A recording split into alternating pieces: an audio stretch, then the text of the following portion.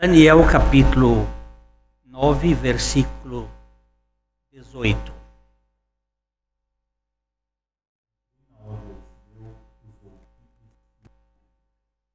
Os olhos e olha para a nossa desolação e para a cidade que é chamada pelo teu nome.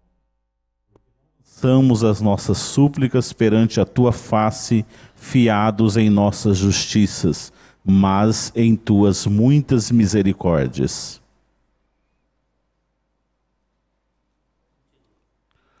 Ó Senhor, ouve, ó Senhor, perdoa, ó Senhor, atende-nos e age.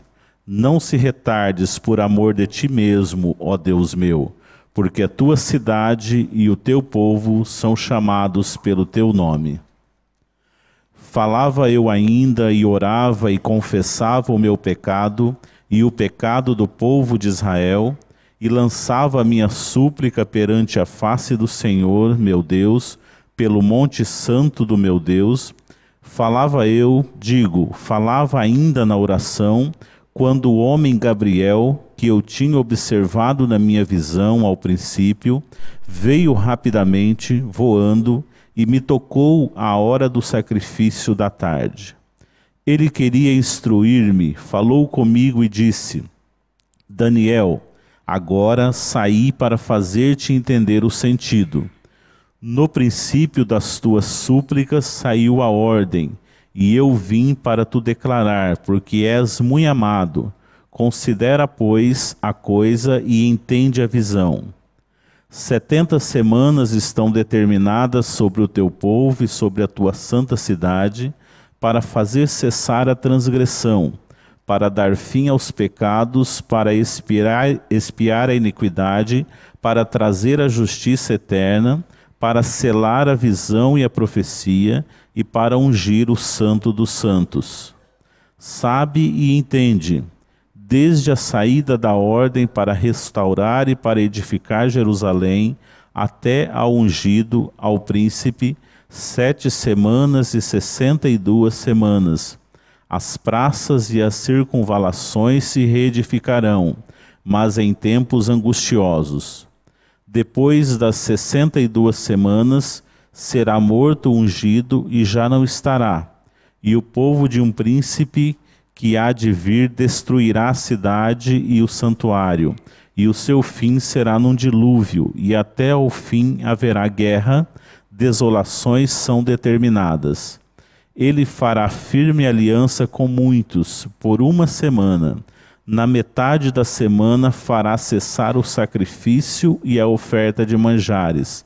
Sobre a asa das abominações virá o assolador, até que a destruição que está determinada se derrame sobre ele.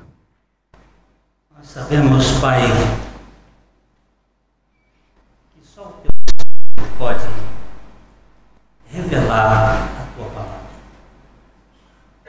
Fala conosco e através de nós, para que Jesus Cristo seja nós entregamos nas tuas mãos neste momento, para que haja edificação, salvação e alegria nos nossos corações. Em nome de Jesus. Amém. Daniel,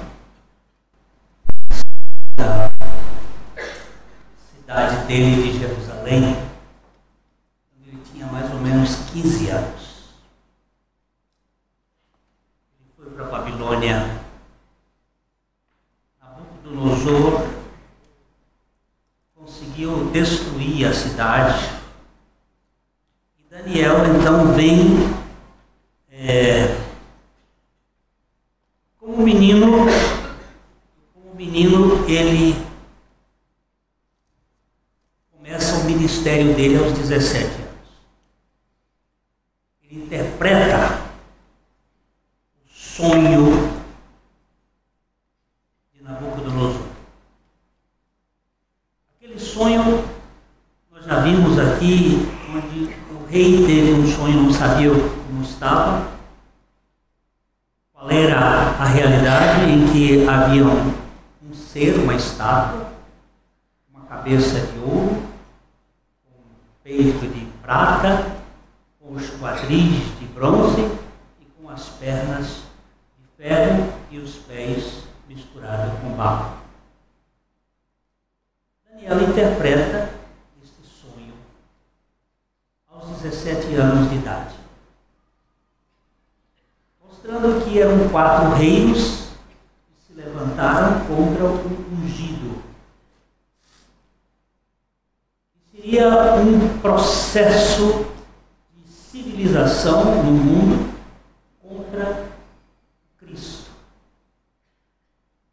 Durante 67 anos, Daniel viveu na Babilônia vários momentos. E agora, aos 82 anos, ele tem uma revelação do anjo Gabriel depois de um momento de oração. Quando ele percebeu que o tempo designado pelo profeta Jeremias, o profeta Jeremias tinha vivido antes de Daniel e, em parte, Daniel foi contemporâneo dele. Ele disse que o povo iria ficar na Babilônia por 70 anos. Dar esse tempo, Deus iria reconduzir o povo para Jerusalém. Quando ele estava examinando as Escrituras e vendo, ele percebeu que o tempo estava próximo. Já tinham se passado os 67 anos, faltavam 3 anos. Então ele começou a orar.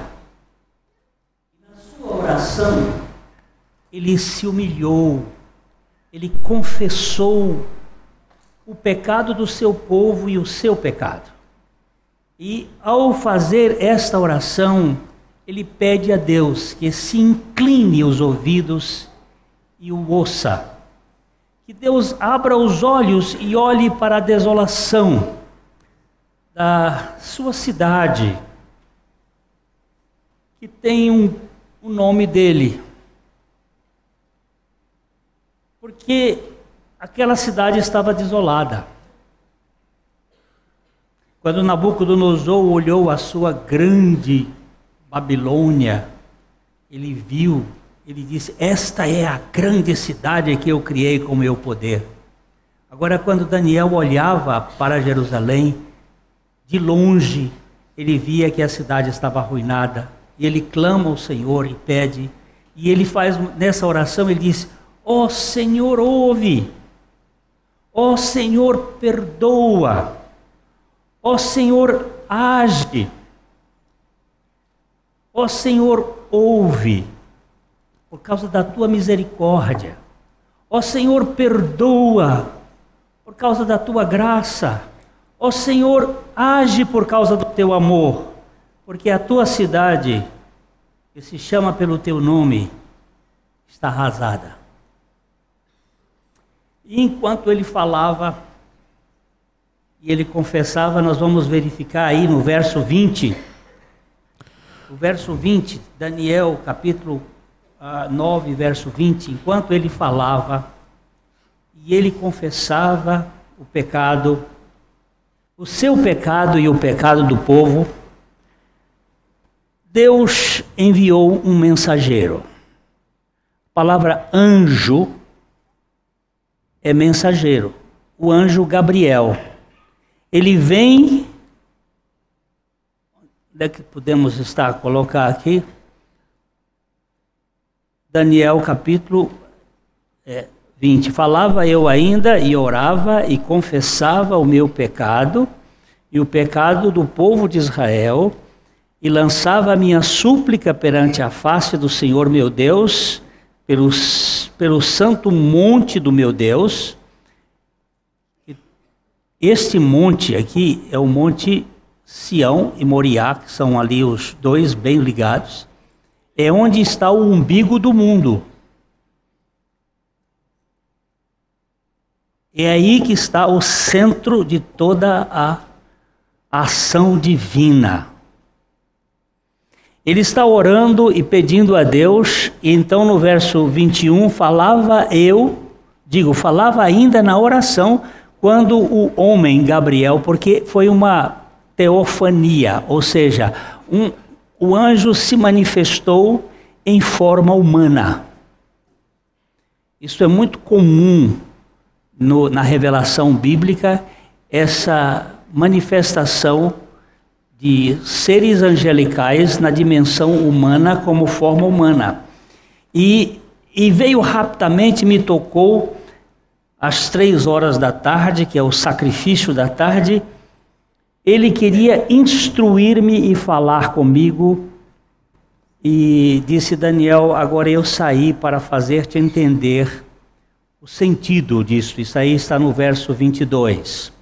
O verso 23, então, aqui nós temos a revelação. O verso 23 é muito rico e ele vai começando o 23. No princípio das tuas súplicas saiu a ordem. E eu vim para te declarar, porque tu és muito amado.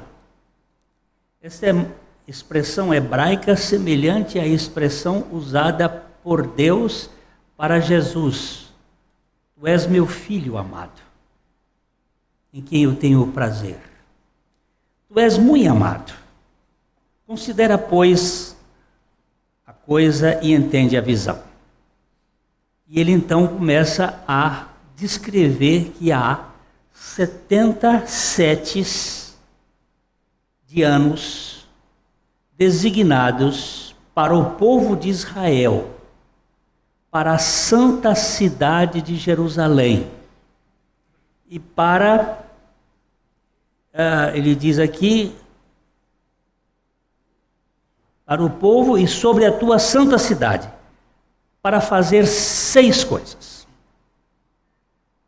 6 coisas devem acontecer neste período de 490 anos. Quais são as 6 coisas? Versículo 24. Vamos ler outra vez esse versículo. Sabe e entende, desde a saída da ordem para restaurar e para edificar Jerusalém, até ao ungido, ao príncipe, 7 semanas e 62 semanas. As praças e as circunvalações se reedificarão, mas em tempos angustiosos. Verso 25. Depois... Inverti. Vamos voltar para o 24. 70 semanas estão determinadas sobre o teu povo e sobre a tua santa cidade, para fazer cessar a transgressão, para dar fim aos pecados, para expiar a iniquidade, para trazer a justiça eterna, para selar a visão e a profecia, e para ungir o Santo dos Santos. 25 agora. Sabe e entende, desde a saída da ordem para restaurar e para edificar Jerusalém, até ao ungido, ao príncipe, 7 semanas e 62 semanas. As praças e as circunvalações se reedificarão, mas em tempos angustiosos. Verso 26. Depois das 62 semanas, será morto o ungido e já não estará, e o povo de um príncipe que há de vir destruirá a cidade e o santuário, e o seu fim será num dilúvio, e até o fim haverá guerra, desolações são determinadas. Verso 27. Ele fará firme aliança com muitos, por 1 semana. Na metade da semana fará cessar o sacrifício e a oferta de manjares. Sobre a asa das abominações virá o assolador, até que a destruição que está determinada se derrame sobre ele. Agora vamos colocar um quadro. Nós temos dificuldade de entender palavras. Então vamos tentar ver isso dentro de um esquema. Por favor, coloca o esquema das 70 semanas de Daniel.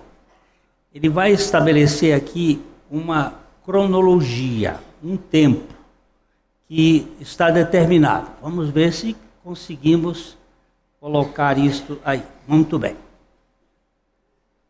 Este gráfico mostra que 7 mais 62, mais uma semana. 7 semanas ou 7 períodos de 7 anos, porque no hebraico, na verdade, não são 7 semanas, são 7 vezes 7. Um período de 7 anos, ou 49 anos, para o povo de Israel voltar da Babilônia e reconstruir o templo e a cidade. Isto aconteceu com Neemias, com Zorobabel, com Esdras. Quando eles voltaram, é um tempo relativamente significativo. Agora, em fevereiro, eu vou fazer 42 anos que estou como pastor aqui nessa igreja. 49 anos é um tempo bastante significativo e é um tempo de jubileu. Nós precisamos entender que Deus sempre trabalha com o jubileu, os 49 anos. E depois de 49 anos, todas as terras que tinham sido vendidas ou entregues como hipoteca retornavam aos seus donos. E este ano da ordem era o ano do jubileu. E eles vão coincidir os jubileus até o jubileu da morte de Jesus Cristo. A morte de Jesus Cristo aconteceu num jubileu. É ano de restituição. Então aqui eles estavam lá 49 anos.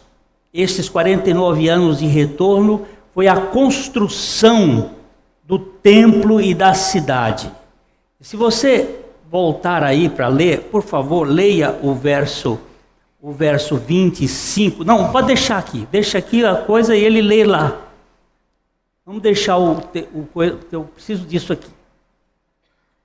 Sabe e entende, desde a saída da ordem para restaurar e para edificar Jerusalém, até ao ungido ao príncipe, 7 semanas e 62 semanas. Da ordem, esta ordem aconteceu no ano 445, pelo rei Atarxerxes. Ele assinou uma ordem, isso está no livro de Neemias, no capítulo 2. Quando Neemias encontra-se com o rei triste, abatido, e o rei diz: por que está triste? Ele diz: porque o meu povo está desolado. Então ele faz uma ordem para a reconstrução da cidade e do templo. Esse aqui são 47 anos, ou seja, 7 semanas ou 7 setes. O tempo de um jubileu. Depois ele fala que existe 62 semanas. Volta de lá, lê de novo, professor Manuel. 7 semanas e 62 semanas. As praças e as circunvalações se reedificarão, mas em tempos angustiosos. Depois das 62 semanas, será morto o ungido. Depois das 62 semanas, será morto o ungido. O Messias, o Cristo.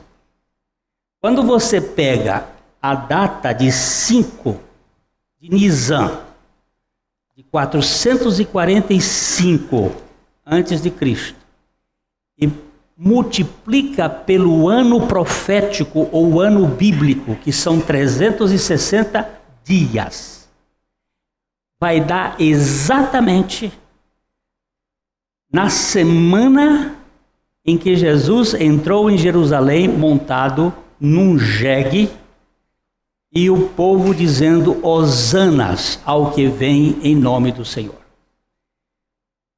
Essa data é absolutamente precisa. No ano 32 da nossa era, o Senhor Jesus Cristo foi crucificado, realizando estas 69 semanas da profecia de Daniel. No dia da morte do Senhor Jesus, e na sua ressurreição, Deus fechou o cronômetro dele para Israel. O povo de Israel ficou agora dentro de um outro script, até que se cumpra o tempo dos gentios. Quando então haverá uma nova experiência. Então veja bem, daqui para frente nós temos a era da igreja. Fizeram ali uma igrejinha, uma torre.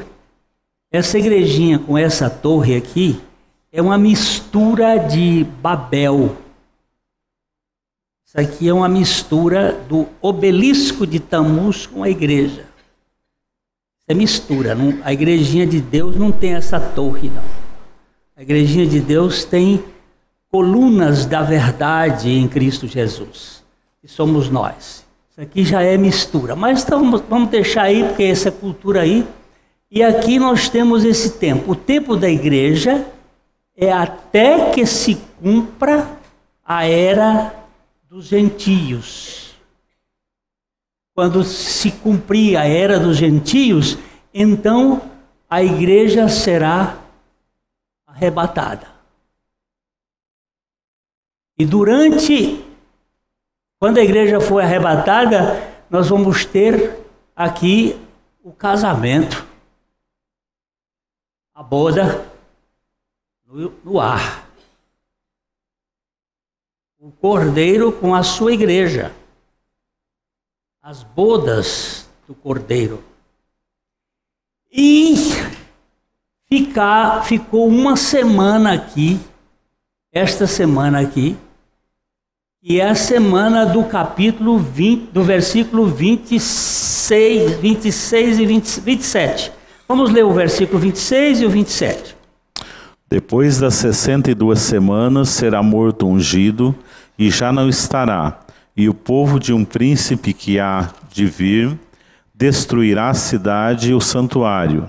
E o seu fim será num dilúvio, e até o fim haverá guerra, desolações são determinadas. O povo de um príncipe que há de vir é o povo romano, através do general Tito, filho de Vespasiano, que depois se tornou imperador, que derrubou Jerusalém e não ficou pedra sobre pedra, porque Jesus disse, quando os discípulos estavam embevecidos com a beleza do templo, Jesus disse assim, aqui não vai ficar pedra sobre pedra que não seja derrubada. Porque Deus não habita em templos feitos por mãos humanas. Deus habita no meio do seu povo. Igreja, povo de Deus, somos nós, e que somos o templo e o santuário de Deus. Deus não habita em casa. Essa utilização que muitas vezes nós usamos, vamos à casa de Deus. Como é que a casa de Deus pode ir à casa de Deus? A casa de Deus sou eu, é você. Nós somos a casa de Deus. Ele disse, eu virei e farei nele morada. Nós somos a casa de Deus. Essa sacralização de locais tem sido um prejuízo na história da igreja. Nós damos mais valor à sala onde se reúne a igreja periodicamente do que a própria igreja, que somos nós. Damos muito valor a estas coisas. Sacralizamos locais e isso se chama enoteísmo. Enoteísmo é quando você coloca Deus localizado no tempo e no espaço.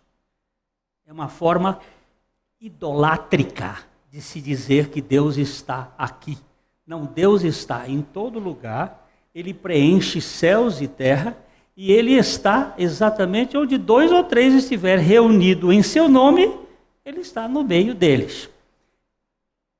E aqui, quando a igreja for arrebatada, os santos de Deus, então Deus vai tratar com Israel nesses 7 anos, que é o chamado grande tribulação. No versículo 27, ele mostra que ele fará uma aliança, o anticristo que virá como Cristo. Ele vai fazer uma aliança com o povo de Israel por uma semana, por 7 anos. E no meio da semana, ele vai quebrar o contrato e vai colocar aquilo que o profeta Daniel vai chamar de o abominável no lugar santo. Porque o templo de Jerusalém vai ser reconstruído aqui, aqui do lado da basílica, da mesquita de Omar. Ele será reconstruído e o povo de Israel vai colocar o sacrifício, porque desde então eles não têm sacrifício no templo, porque quando o general Tito derrubou tudo, não tem mais templo, eles não têm sacrifício, mas eles vão voltar ao sacrifício porque eles negaram o sacrifício de Cristo, eles não aceitam o sacrifício de Cristo, e eles vão fazer o novo sacrifício, a ovelha do carneiro, da vaca vermelha, que já está preparada para ser sacrificada, eles vão fazer o sacrifício. Porque eles não aceitam que o Cordeiro de Deus, Cristo, pudesse passar por uma morte vexatória. A cruz de Jesus Cristo, para os judeus, é escândalo. Para os gregos, é loucura. Mas para nós que somos salvos, é o poder de Deus. Mas para os judeus, isto é um escândalo, falar de cruz. Então esse tempo aqui é o tempo da cronologia de Deus. Então Deus suspendeu o Cronos aqui e começou então a história da igreja. E a igreja está dentro do tempo dos gentios. Vamos dar uma olhada em Romanos, capítulo 11, verso 25.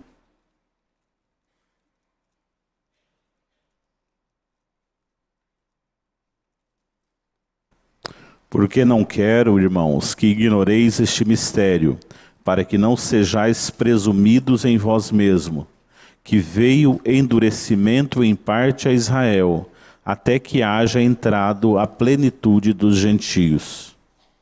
Presta atenção nesse texto. Vamos voltar lá, o texto.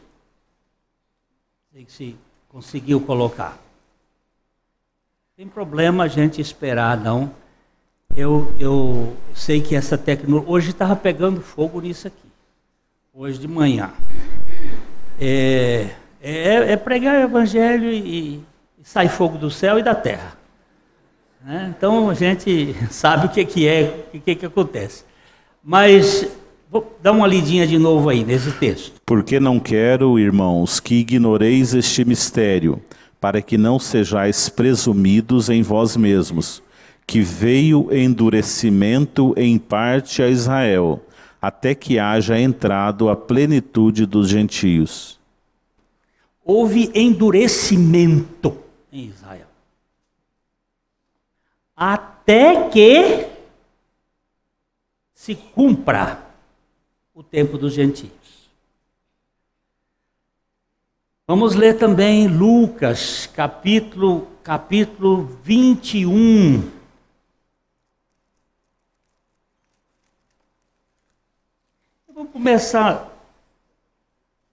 Vamos começar no verso 20, mas eu quero ler o 24. Lucas 21, 1. 21, 20? 21, 20. Quando, porém, virdes Jerusalém sitiada de exércitos, sabei que está próxima a sua devastação. Então, os que estiverem na Judéia fujam para os montes, Os que se encontrarem dentro da cidade, retirem-se, e os que estiverem nos campos, não entrem nela, porque estes dias são de vingança, para se cumprir tudo o que está escrito. Ai das que estiverem grávidas e das que amamentarem naqueles dias, porque haverá grande aflição na terra e ira contra este povo. Cairão a fio de espada e serão levados cativos para todas as nações, e até que os tempos dos gentios se completem, Jerusalém será pisada por eles. Volta ao 24, você presta atenção. Ele está descrevendo a grande crise que houve no tempo do general Tito. E a terra seria devastada, Jerusalém ficou acabada, eles foram cercados, eles comeram carne de criança para poder sobreviver, muitas pessoas mataram seus próprios filhos para poder... Cerca de 1 milhão de pessoas morreu nessa ocasião. 1 milhão era muita gente, o povo corria para Jerusalém porque achava que Jerusalém ia ser o lugar do abrigo deles, mas o general cercou e durante 3 meses ele criou uma circunstância tremenda e destruiu tudo. E ele diz o seguinte: e cairão ao fio da espada e serão levados cativos para todas as nações. Aí tem um até que o tempo dos gentios se completem. Nós hoje estamos na era dos gentios. Que era esta? É a conspiração dos reis dos gentios contra o ungido, contra Cristo. Existe uma conspiração mundial contra Cristo. Se você falar de Deus, todo mundo escuta. Sua Excelência, Santidade, o Papa falou uma homilia essa semana muito bonita, muito interessante, só que Jesus Cristo não entrou nela. Falou-se de Deus de modo politicamente correto. Mas Jesus, onde está toda a revelação do Pai, onde está toda a operação de Deus para a nossa salvação, nem mencionado foi. Existe uma conspiração contra Cristo. A igreja moderna é uma igreja laodiceriana. O que é a igreja laodiceriana? Existe na história 7 períodos da igreja. 7 igrejas que servem como sejam as escadas da revelação. Éfeso, a primeira igreja, a era da igreja, Esmirna, Pérgamo, Tiatira, Sardes, Filadélfia e Laodiceia. Laodiceia é a última igreja. É uma igreja toda cheia de dons, de capacidades. Ela não tem falta de nada. Só que Jesus está do lado de fora. Jesus não faz parte dessa igreja. Ele é apenas um nome, quando muito. A igreja de Laodiceia é tipicamente a igreja da apostasia. Apostasia é virar as costas. Então, vai haver esse tempo está se completando. E o profeta Daniel está dizendo, olha, vai acontecer isto. São 70 semanas. 49 semanas já aconteceram para a construção de Jerusalém e do templo. O templo tinha sido derrubado por Nabucodonosor e foi reconstruído por Neemias, por Esdras, por Zorobabel, que estiveram ali fazendo aquele movimento. Foi reconstruído e aí passaram-se 434 anos, onde as circunvalações, as ruas, as praças foram reconstruídas em meio a muito sofrimento. Aí vocês, que são estudiosos, dedicados, que têm muita informação, Leiam, por exemplo, os livros apócrifos de Tobias, os livros da família dos Macabeus. Como foi isto? Como foi que aconteceu? Coisas horríveis que nós não temos nem noção. Quando Epifânio, Antíoco Epifânio, aquele rei sírio, olha, guarde sempre esse nome, Síria, Egito, Norte, Sul, que é a mesma guerra de hoje. Ignorância faz com que você e eu fiquemos fora do processo e achando que, não, ali tem uma sequência. E eles conspiram contra o Cristo. Ele está dizendo que vai chegar esse tempo, quando vai se completar o tempo dos gentios, e aí quando completar, vamos voltar lá para o nosso quadro, das 70 semanas, 490 anos. E depois a gente vai ter que estudar um pouquinho para ver que existem quatro gafanhotos no livro de Joel. Uma lição de casa. Leia o livro de Joel. O profeta Joel é um dos profetas menores. Em 3 capítulos ele conta a história dos gafanhotos. O que gafanhoto come? O que gafanhoto come? Come coisa verde, come... Existem 4 tipos de gafanhoto. O gafanhoto migrador, o cortador, Por favor, alguém pode pegar o livro de Joel aí e ler. Eu estou com a mente cansada.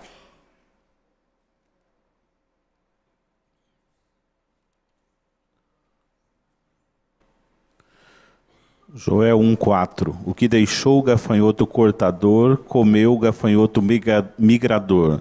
O que deixou o migrador, comeu o gafanhoto devorador. O que deixou o devorador, comeu o gafanhoto destruidor.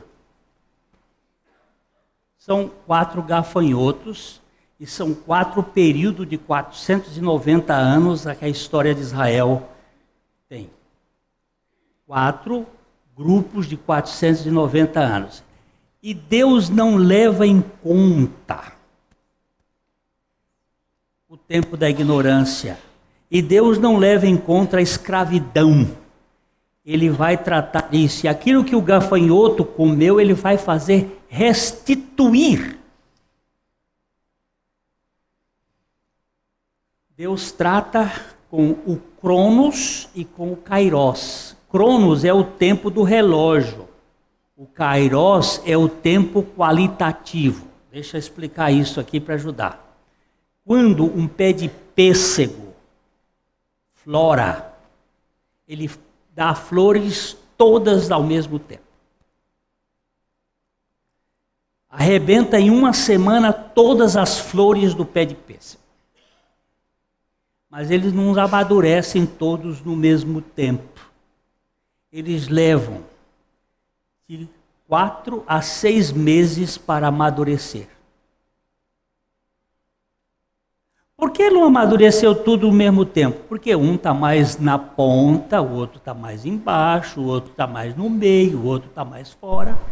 Dependendo de sol, de força atrativa da terra, de chuva e tudo, eles vão amadurecer de forma diferente. O Cronos é o tempo do relógio. E o Kairos é o tempo qualitativo de Deus. Deus trabalha com outro tempo. Por isso que às vezes uma pessoa crê no Senhor Jesus Cristo e não amadurece tão rápido. Leva tempo. E outros amadurecem mais rápido. Porque Deus trabalha com o Kairos de cada um e dentro deste aspecto ele vai agir na vida de cada um. Então nós temos que entender que o povo de Israel tem uma cronologia diferente da igreja. Se não entendermos isto, nós vamos ter uma complicação na compreensão. A igreja não está mais sob condenação. Mas o povo de Israel está. Sabe por quê? O seu sangue caia sobre nós e os nossos filhos. Se eles, por graça, se alguns do povo, por graça, se arrepender e crer, essa condenação desaparece sobre ele, porque quem crê será salvo, e quem não crê já está condenado. O problema de ir para o céu ou para o inferno não é moral, é fé, é espiritual. Não é comportamental, é confiança. Em quem você confia? Em quem você colocou a sua fé? Ou a fé que Deus lhe deu? Esse é que é o problema de ir para o céu ou para o inferno. Não é um problema moral. Não é problema de conduta. Tem um dos exemplos mais toscos e mais violentos que eu conheço, é o de Jeffrey Dahmer. Jeffrey Dahmer foi um jovem nos anos de 1980 que era antropófago. Ele era um sujeito que matava adolescentes, ele tinha relações sexuais com os adolescentes, depois os matava, colocava na geladeira e comia. Este moço foi preso, foi condenado à cadeira elétrica. Tem que ser morto. A lei do seu estado nos Estados Unidos era tácita, ele tinha que ser morto. E ele foi morto. Mas no dia em que ele foi sentenciado à morte, ele fez uma declaração que assustou o mundo e os jornalistas ficaram pulando dessa altura. Porque nas penitenciárias americanas tem um ministério muito lindo do Charles Colson. O Dr. Charles Colson foi secretário de Estado de Richard Nixon. Ele foi preso no tempo do Watergate. E quando ele foi preso, condenado, ele ficou vários anos na cadeia. Porque lá, quando o sujeito faz crime político, vai para a cadeia mesmo. Ele era secretário de Estado, ministro, e ficou vários anos na cadeia. Mas lá na cadeia, Colson teve uma experiência maravilhosa com Jesus. Ele foi salvo, porque ele pertencia à igreja, mas ele não tinha sido salvo. Muita gente é criada na igreja, faz parte da igreja, mas não foi salva ainda. O fato de você pertencer à igreja não significa que você foi salvo. Porque para ser salvo, é preciso que você ganhe uma experiência revelada pelo Espírito Santo de que Jesus Cristo, ao ser levantado na cruz, ele nos atraiu para que nós morrêssemos com ele e pudéssemos ressuscitar juntamente com ele em novidade de vida. Esta vida que nós herdamos de Adão, ela não serve para o céu. O céu é entedioso para a gente que só tem a vida de Adão. Ninguém aguentará viver no céu com a vida de Adão. Ele tem que ser trocado. Ainda há pouco, o Joel estava me dando uma instrução maravilhosa de Isaías, capítulo 65, versículo 17. Vamos dar uma olhadinha nele, porque é coisinha fresca de agora à noite, e a gente precisa pegar essas coisinhas boas que os instrumentos de Deus nos instruem. Pois eu que crio os novos céus e nova terra, e não haverá lembrança das coisas passadas, jamais haverá memória delas. Outro dia alguém dizia assim, será que eu vou lembrar lá na terra? Não vai, não, ó, já o texto está aí. Por favor, bota esse texto aí, amores da minha alma. Ó, pois eis que eu crio novos céus e nova terra. Esse céu aqui e essa terra está corrompido. Você sabe que Satanás todos os dias está na presença de Deus nos acusando? Ele tem um ministério lá no céu acusando de dia e de noite. É que nós temos um advogado, graças a Deus, que não só é nosso, mas é para o mundo inteiro. E eu crio novos céus e nova terra, e não haverá lembrança das coisas passadas, jamais haverá memória delas. Se caminhar um pouquinho para o verso 18, ele é tão gostoso que chega a ser saboroso. Mas vós folgareis e exultareis perpetuamente no que eu crio, porque eis que crio para Jerusalém alegria e para o seu povo regozijo. Quando eu vejo crente, um cara esdrúxula, essa é uma palavra que eu minimizei aqui, mas com aquela cara de murmuração, de quem comeu cabo de guarda-chuva, azinhavre, e está assim aquela cara. Eu fico pensando, gente, o que será que essa criatura entende de salvação? O que ele entende de salvação?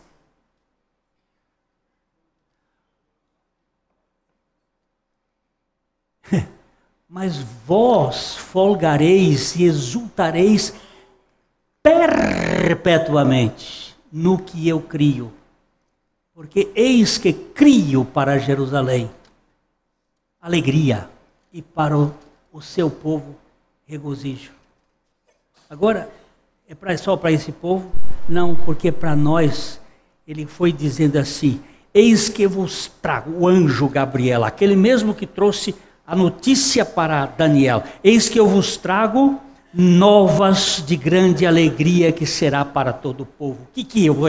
Hoje na cidade de Davi vos nasceu o Salvador, que é Cristo Senhor.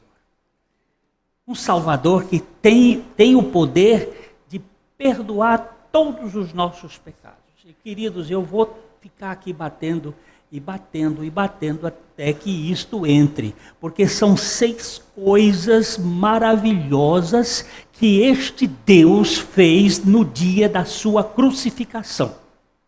6 coisas maravilhosas. Vamos voltar para o texto de Daniel, capítulo 9, versículo 24, para só dar uma repassada nele aqui. 70 semanas estão determinadas sobre o teu povo e sobre a tua santa cidade, para fazer cessar a transgressão, para dar fim aos pecados, para expiar a iniquidade, para trazer a justiça eterna, para selar a visão e a profecia, e para ungir o santo dos santos. Por favor, queridos, naquele dia, naquelas 6 horas, do dia 14 de Nisan, de 32, o Senhor Jesus realizou uma obra tremenda. Nesta obra, ele fez isto aqui, ó. Ele fez isto para o seu povo, mas o povo não recebeu, porque ele veio para o que era seu, os seus não receberam, mas todos quantos o receberam, deu-lhes o poder de serem feitos filhos de Deus, a saber, os que creem no seu nome. Estes não nasceram do sangue, nem da vontade da carne, nem da vontade do varão, mas de Deus. Foi Deus que quis fazer isso. Mas 6 coisas o Senhor fez naquele dia. Ele fez cessar a transgressão. Nós vamos estudar isso ponto por ponto na Bíblia. A transgressão em Cristo. Sabe como é o nome de Jesus na Bíblia? Último Adão.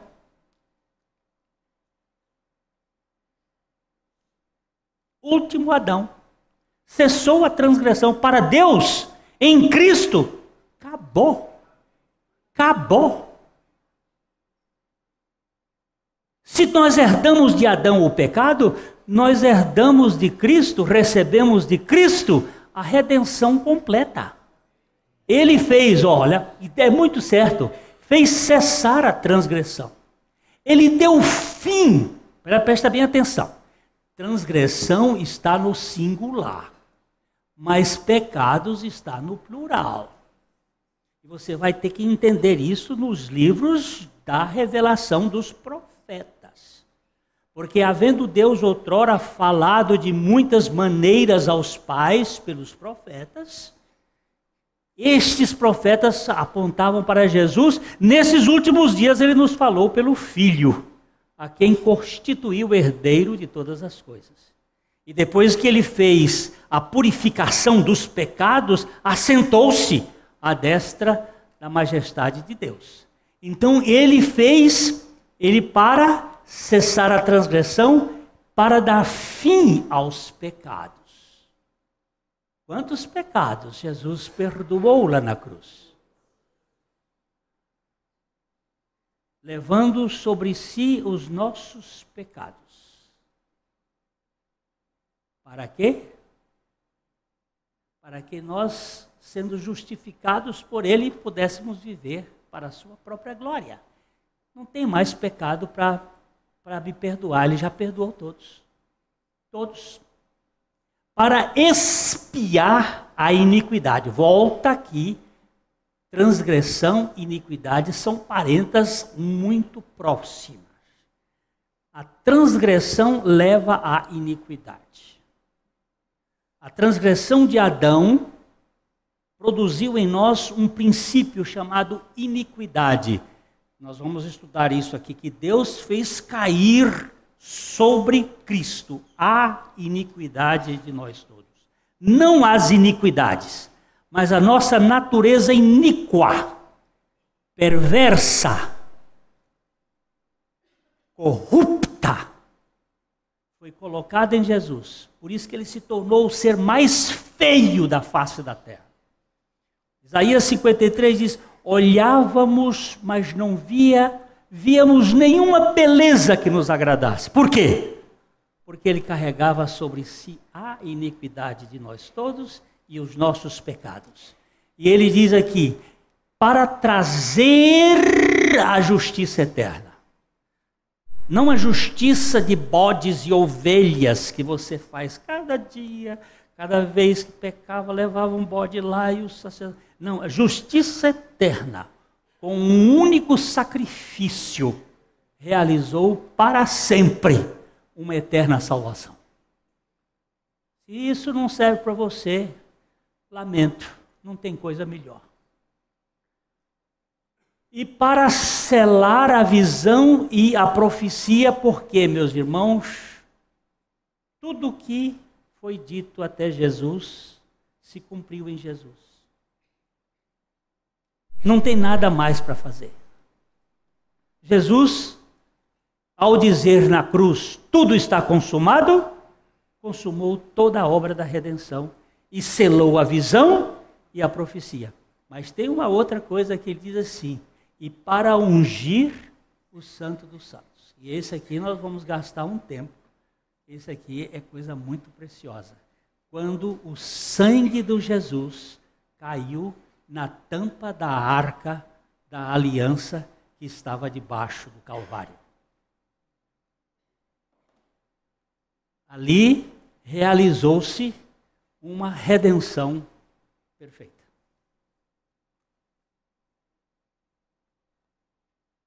Mas por que a gente não sabe disso? Porque os judeus, que são inimigos do Cristo, têm todo o interesse de não divulgar.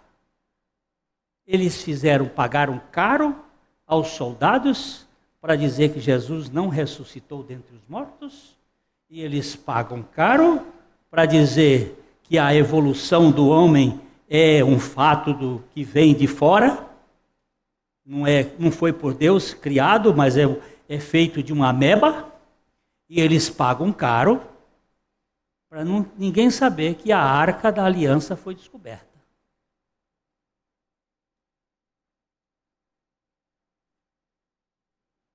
E nenhuma informação no meio da academia ou no meio da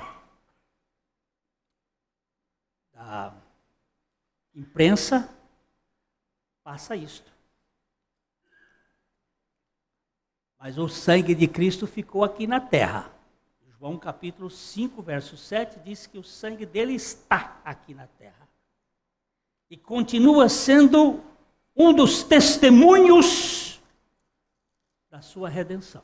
Existem 3 que testemunham nos céus e há 3 que testemunham na terra. Vamos dar uma olhada nesse último texto.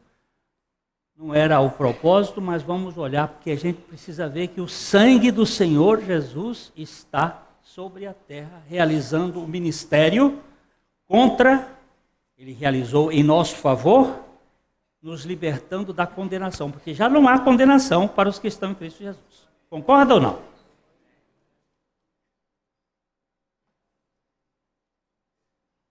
Você não tem que pedir perdão mais, você tem que crer e confessar o pecado, porque o perdão foi dado.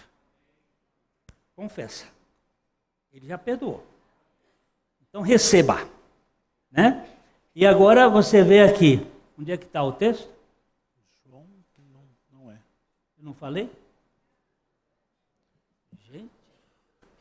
Mencionou João 5,7, mas não é. 1 João 5,7? 1 João.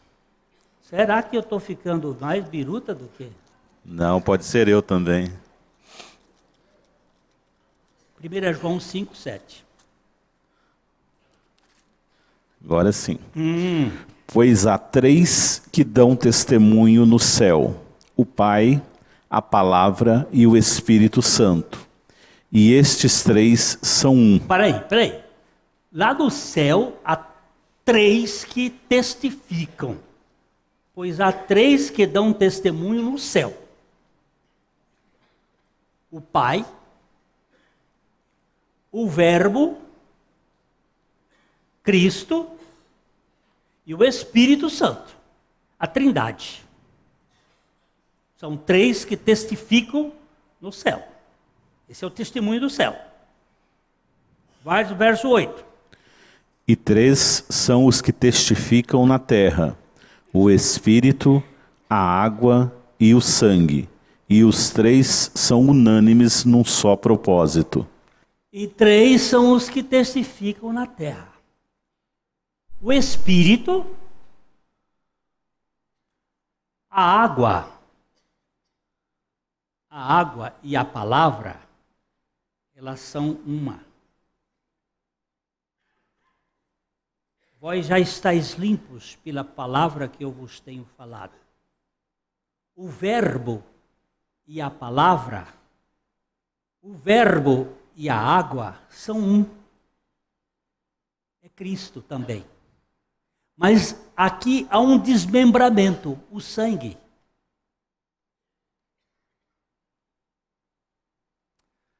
Porque quando Jesus morreu,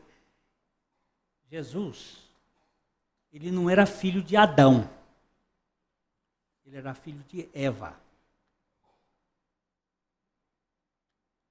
Ele não teve a participação do espermatozoide humano. Ele foi fecundado pela palavra de Deus, o verbo de Deus, a semente de Deus. A Bíblia diz, e eu estou com a Bíblia, ela diz que por um só homem entrou o pecado no mundo. E pelo pecado entrou a morte. E a morte passou a todos os homens, porque todos pecaram. Por um só homem. E a Bíblia diz: porém inimizade entre ti, falando com a cobra, entre ti e a mulher, entre a tua semente e o seu descendente. A semente da serpente somos nós, Domingo passado nós vimos isso. Mas a semente da mulher é Cristo. Cristo Jesus. Ele não tinha sangue que coagulasse. Ele não tinha sangue que apodrecesse. Ele não tinha sangue do pecado. O sangue dele foi derramado por causa do pecado, para nos perdoar e perder a vida dele, porque Jesus morreu por inanição. Jesus morreu, como é que eu vou dizer, quando o sujeito perde todo o sangue, como é que é? Não tem nenhum médico aqui para me ajudar? O que é quando morre, esvazia todo o sangue? Hein? Ensanguinou. Exsanguinou. Ele derramou todo o sangue. A causa da morte de Jesus foi a ausência de sangue. Tanto é que quando os soldados chegaram para ele, deram uma estocada, saiu um pouquinho de sangue e água. Ele já estava morto. Porque o sangue dele tinha que ficar aqui na terra, como testemunho da nossa redenção. Quando a Bíblia vai dizer, eles o venceram, venceram o diabo, eles o venceram por causa do sangue do Cordeiro. E por causa da palavra do testemunho que deram, e em face da própria morte não amaram a sua vida. O sangue de Jesus ficou. E ficou como testemunho, está aqui. A primeira vez que eu ouvi isto, foi o pastor Abuchaim que me falou, numa pregação aqui nessa igreja. O sangue de Jesus está no Calvário, está embaixo do Calvário. E aí eu comecei a pesquisar esse negócio, e aí encontrei um homem lá no Paraguai, Dr. Nagui. Ele foi e me deu um rumo. O sangue de Jesus está aqui. O sangue de Jesus não apodreceu, porque ele não viu corrupção. Nenhuma parte dele podia apodrecer. Porque ele, como o Filho de Deus e o Filho do homem, ele não trazia a pecaminosidade do homem, mas ele assumiu a pecaminosidade do homem para morrer e nos libertar. Então esse texto é muito importante para a gente entender que houve um dia em que foi ungido o Santo dos Santos. Quando eu olho hoje para o Senhor, eu fico sempre olhando para a minha eterna redenção. Nenhuma condenação está mais sobre mim. Mesmo quando eu estou tropeçando, eu posso garantir, o sangue de Jesus me purificou de toda injustiça. E é por isso que a gente celebra a ceia. A gente celebra porque ele disse, olha, você tem que lembrar do meu corpo que foi partido e do meu sangue que foi derramado. Quando ele foi mostrar quem era o traidor, ele pegou o pão, embebeu no vinho e deu na boca de Judas. Porque o Judas estava querendo um Cristo político e não um Cristo crucificado, que é um escândalo. Mas só o Cristo crucificado pode nos libertar da nossa escandalosa maneira de viver arrogante. E é sangue fora do corpo. Nós vamos celebrar hoje este momento de aceitação de Deus, a aceitação que Ele nos fez em Cristo Jesus. Não fomos nós que aceitamos a Jesus. Foi Jesus que nos aceitou lá na cruz. Se você acha que você aceita Jesus, eu gostaria de dizer que você está devidamente enganado. Você pode receber aquilo que Ele lhe deu, porque Ele aceitou você lá na cruz. Foi o seu amor que fez isso. Livraria PIB Londrina. A Livraria PIB Londrina procura selecionar cuidadosamente seus títulos e autores a fim de oferecer conteúdo alinhado com o Evangelho de Jesus Cristo. Bíblias, livros de teologia, filosofia, devocionais, literatura infantil, biografias, comentários bíblicos e muito mais. Dispomos também de um acervo de CDs e DVDs das quase 4.000 mensagens ministradas na primeira Igreja Batista em Londrina. Visite a Livraria PIB Londrina e conheça ainda mais. Livraria PIB Londrina, de segunda a sexta, às 13h30 da tarde, às 6 horas. Endereço: Avenida Paraná 76A, próximo ao Calçadão, no centro de Londrina. Ligue para 3372-8921 e acesse o site www.livrariapiblondrina.com.br.